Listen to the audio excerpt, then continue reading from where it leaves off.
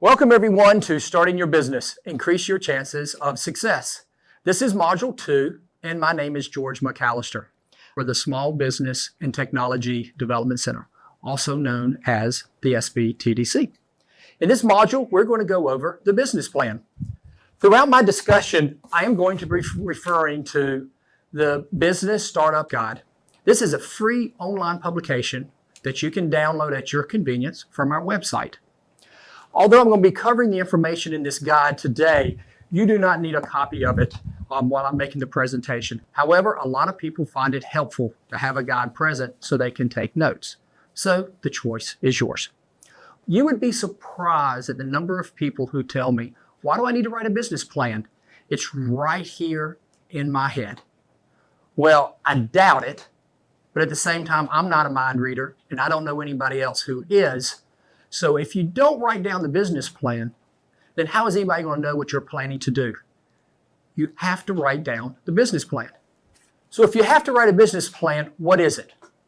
A business plan is a document describing the goals, strategies, and resources of a business over a period of time. If you're going to write it down, what are some of the other reasons why you need to write your business plan? First of all, it helps you focus your ideas.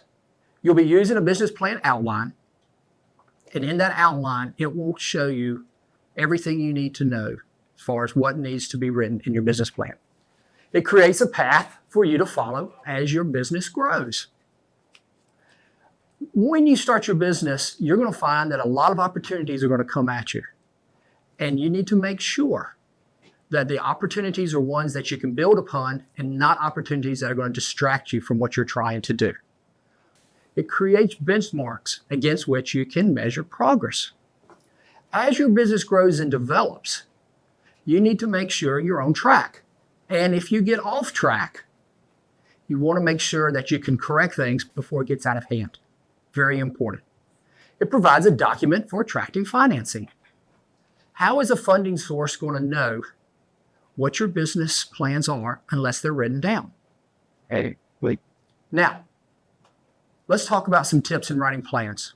Having read hundreds of plans over the years, there are several things that I'd like to go over that I have found that are helpful in writing business plans. Keep it simple and focused. Do not write a book. No one has time to read it. Make it easy to read using understandable language. Here again, if there is a lot of terminology in your industry that the reader is not going to understand, make sure that you define that terminology. Also, watch out for acronyms. That too can be hard for the reader to understand. Be honest and objective. If you're not honest in your business plan, the only person you're hurting is yourself. Give you an example. I had a client a while back who was starting a restaurant. Well, he had worked with the architect, the builder, the equipment supplier, and determined it was going to take $800,000 to build that business into the look that he wanted, the nuance, whatever you want to call it. He had that vision in his head, but luckily he had someone like an architect write it out for him. Well, he then decided that he needed $200,000 in working capital. So he needed a total of $1 million in funding to get the business off the ground and running. I said, okay. So I said, can I ask you a couple of questions? And he said, go. I said, first question. I said, what are you serving? He said, lunches, 5 days a week. From about 11:30 to 3, I'm going to be catering to the downtown workforce. How much is the average meal ticket? He said, around $10. That makes sense. That works. I said, how many chairs are you going to have in your restaurant? He said, 40. Then I asked him, what do you project your sales to be the first year? He said, $1.5 million. Well, if you do the math based on those numbers, you will find that in order to meet a $1.5 million revenue projection in the first year, people who come to that restaurant and get 15 minutes to eat and out, and it has to be totally full the entire time. Now, I don't know about you, but I've never been in a restaurant where it's totally full from 11:30 to 3 o'clock in the afternoon, and people only eat for 15 minutes and get up and go away. So make sure that you're honest with yourself. It's objective. Look at your plan. Make sure that nothing like this exists, because other people will find it. Do not force the numbers to make the financing work. Review the plan as an outsider. Review it in the eyes of the reader. How are they going to interpret what you're saying? And then along with that, have others help you in the process. It always helps if you get other people to read your plan. Different points of view are going to make it a lot clearer and more complete. Review and revise on a regular basis. A lot of times I'll go into a client and I'll say, can I see your business plan? And they go, sure. So they get up from their desk, walk over to their shelf, pull out the business plan, blow it off, and hand it to me. That's not the way to treat a business plan.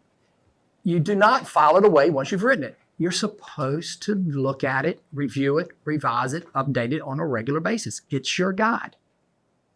Now, if these are the tips for writing a good business plan, let's talk about what you need to avoid. First, don't submit a rough draft. Make sure you've got all the spelling taken care of, the grammar issues. Make sure it looks like a quality piece of writing. Outdated financial projections. Again, do not want to submit projections that are outdated. And what I mean by that is, let's say it's October and your financial projections start last July. That doesn't make sense. Make sure they're current. And the same thing if you're talking about your business. If you say, I'm going to have a grand opening in July and it's August, well, did you have it? So you've got to make sure everything is current.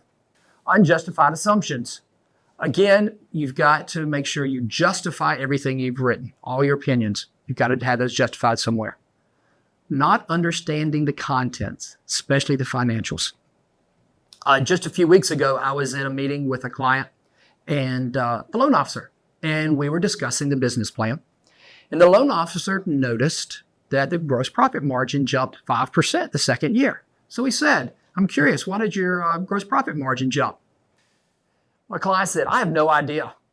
I had someone else write my business plan and I didn't review it. I really don't know how to read financials. So I'm sorry, I don't know how to answer your question, but I can get back to you. The loan officer said, no, that's okay. You can imagine where that conversation went. Boom. No funding there. It's okay to have someone write your business plan for you, but just make sure you understand what they're writing. You get together and you do it as a team effort. You need to understand that. Okay, let's start moving into the business plan. The business plan consists of two major parts. You have the text, and then you have the numerical portion of your plan. The text, description. The numerical is a description of your business and a numerical format using financial statements. Both portions need to support each other. You do not want to say in the text portion that your first year sales are going to be $1.5 million. And then in the financial projections, it shows first year sales of being $1.7 million. Doesn't work.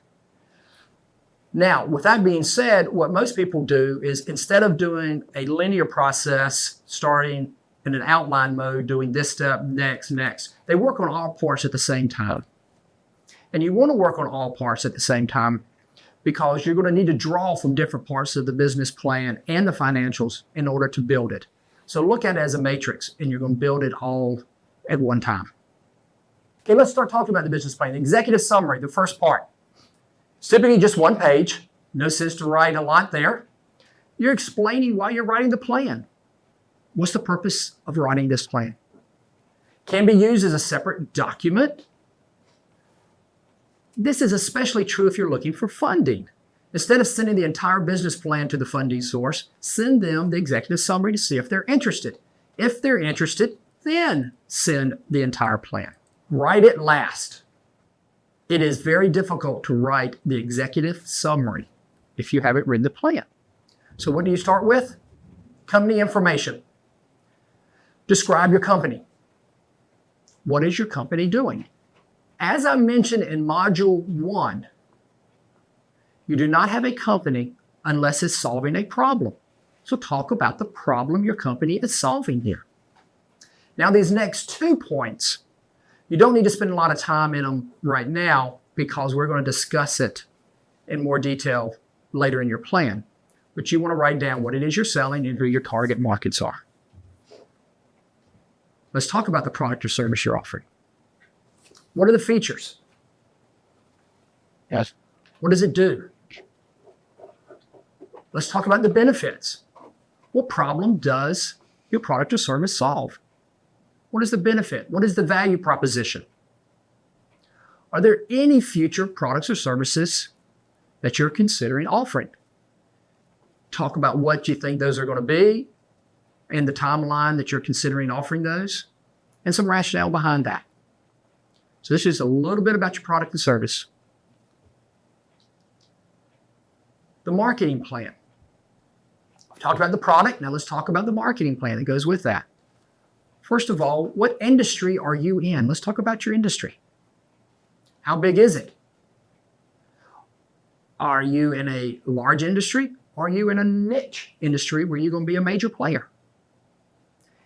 Is your industry that you're in growing or is it experiencing problems? If it's growing, that's great. If it's experiencing problems, you need to spend time explaining how you are going to do better than the other companies in your industry group. What's going to set you apart? As a boating client of mine once said, it's real easy to sail with the wind. It is tough to sail into the wind. So if you can take the momentum of your industry to help you succeed, that's great. Your target market. Let's talk about the target market that you are now going to go after. Two major types. You've got the individual consumer and you've got companies. Let's take the individual consumer first. Individual consumer target market is described typically in two different ways, demographically and psychographically. Demographic characteristics are characteristics like age, gender, income, education. Psychographic characteristics are describing someone's lifestyle, their opinions, their attitudes, their beliefs. Words used are like web savvy, early adopters, couch potatoes. Different way of describing your customer. Now let's look at the company profile. You need to look at both. Don't focus just on one. I'll give you a prime example. I assume there's probably an income level and an age range that you're targeting. Well, if you're just looking at those two characteristics, what happens if someone who meets those two criteria is a couch potato? They're not going to come to your gym. So you've got to look at it both ways. Now let's talk about the company side. If you're selling to a company, talk about the industry you're selling into, the size of these companies, the location, any other information that will give a good picture of those kind of companies. Do not forget, and this happens quite a bit, is to determine who you're going to sell to in the company. Is it the president? Is it the marketing manager? Warehouse manager? Who is the decision maker? This is very important because if you're not able to identify the decision maker in the company, it's going to be very difficult to sell. So don't forget that. Is your target market growing? Or is it experiencing problems? As I mentioned earlier, it's a lot easier to sell in an industry or a target market in this case that's doing well. If there are problems in your target market, you need to explain how you're going to handle that. How are you going to deal with the problems you're seeing in your target market? Any unique trends going on in your target market? Again, this is important because this will give an indication of where you can take your company over time. So anything there you need to be watching out for as you grow and develop your company. Now, if you have a great product and service, of course you do, I'm sure, and you've identified a great target market, which I'm sure you have, there must be competition. Well, you would be surprised at the number of people who say, oh, I don't have any competition. There's no competition in what I'm doing. Wrong. Except for rare cases, you always have competition. Competition pops up in two ways. One, you have direct competition. Direct competition would be if another gym opens up down the street. Direct competition. Indirect competition are competitors who offer an alternative solution to the problem that you're trying to solve. A sporting goods store that sells gym equipment for your home. So instead of going to your gym to exercise, they can exercise at home on a regular basis. Another alternative solution could be someone who runs on a daily basis. They're getting exercise, but again, they don't need your gym in order to do that. So don't think you do not have any competition. You do. Once you've identified your competition, both direct and indirect, list the strengths and weaknesses. After you've listed the strengths and weaknesses, also rank those strengths and weaknesses in order of importance. With that information, now start discussing your competitive advantage. How are you going to compete based on those strengths and weaknesses? Don't just focus on the weaknesses.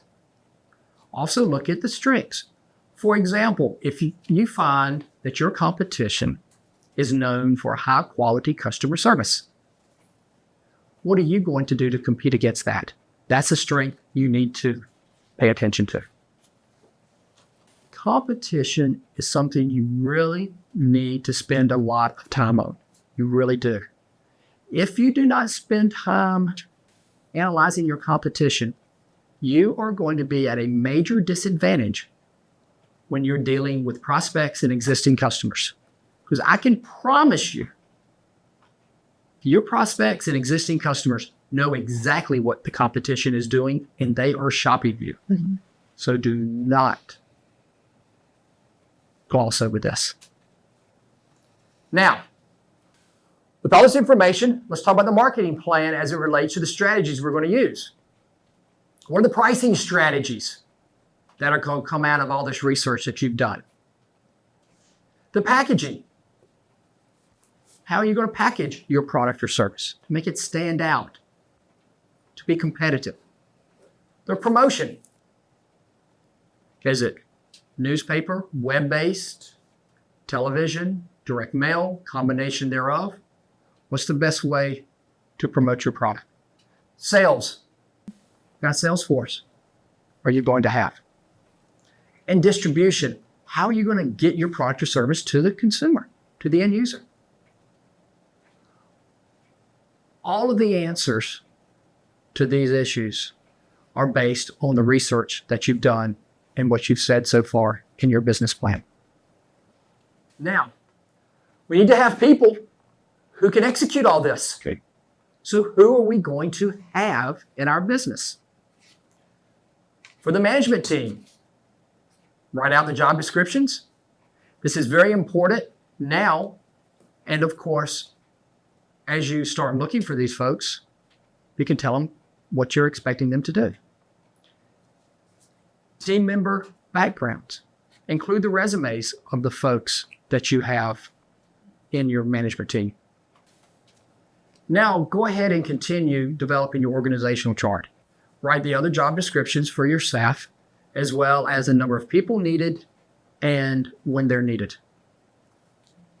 I guess it is sort of hard to offer someone a job for a company that doesn't exist. So that's a common issue. It is not a problem. Funding sources know this. As long as the people you want to hire are readily available in the job market. If you need to hire people that have very specialized backgrounds, and there may be only one or two in the world, it could be a problem. But for most small businesses, that's not an issue. Is that right? Along that subject, a lot of people will list the salaries of the individual employees. Some will group those salaries together in one large number. It really depends on who your audience is for this business plan, on which way you want to go about doing it. Now you've got the people, where are they going to work? Let's talk about your location. The amount of time you spend in this section really depends on how important your location is, your facilities, to the success of your business. So in describing your location, it can be an address, it can be a neighborhood, area of town, a county, whatever description you think is most needed for your situation. You also want to talk about any unique characteristics. You do not want to sign the lease on a building before you've gotten the funding needed to get the business up and running. Otherwise, if you don't get the funding, you're stuck with the building lease. Not a good thing. So what you want to do is first identify as best you can the location, the type of business you need. From that, find out what the rent would be and the cost to upfit that building to meet your needs. Take those numbers and put them into your projections. Then, when it's time to lease the space, you've accounted for those costs. If there are any special permits, licenses, feel free to list those also. Financial plan. Okay, up until this point, we've been talking about the text portion of your business plan. Now let's talk about the numerical description of your business plan as it is shown through the financial statements. When you're developing your financial statements, use some type of spreadsheet software because you're going to be doing a lot of if, then, what if kind of modeling, and you're going to be making a lot of changes. And so make sure that you have some software that you can do that with. Document your assumptions because people are going to ask, how did you come up with this figure of $1.5 million a year in sales? Document it. Make sure the financial statements support each other, as well as the text portion of your business plan. You would hate for one financial statement to say, I'm going to do 1.5 million in sales, and then another financial statement say, I'm going to do 1 million in sales for the first year.